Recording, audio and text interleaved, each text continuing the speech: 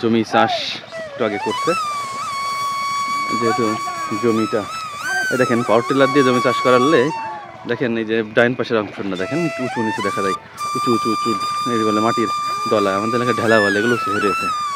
এই কারণেই এই গরু ব্যবহার করা হয়। এই যে গরুর উপরে গরুর পিছনে যেটা বাঁধা হয় এটাকে বলা হয়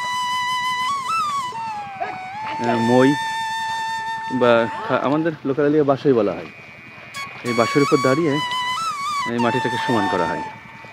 এই দেখেন একই সাথে সারও বোনা হচ্ছে। একদিন পরেই ধান লাগাবে। কয়দিন পরে লাগাবে?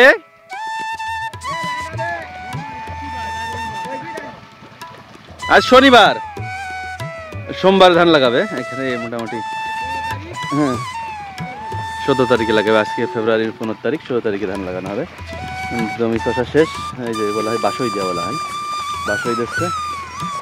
তারপরে 2 দিন রেখে দেবে, সারও দিচ্ছে একই সাথে। 2 দিন রেখে দেবে, দেওয়ার পরে ধান রোপণ করা হবে। আর ওই যে দূরে আমার এক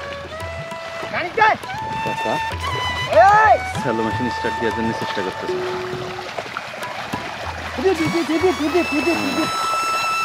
অসাধারণ সুন্দর সুন্দর সুন্দর সুন্দর কিছু সাইন ব্যবহার করে। ডিডিডি পাততলে ডাইনে বায়ে।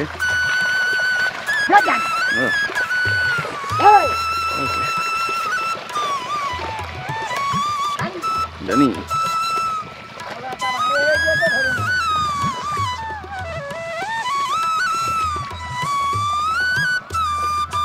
একই সাথে সারও বোনা হচ্ছে।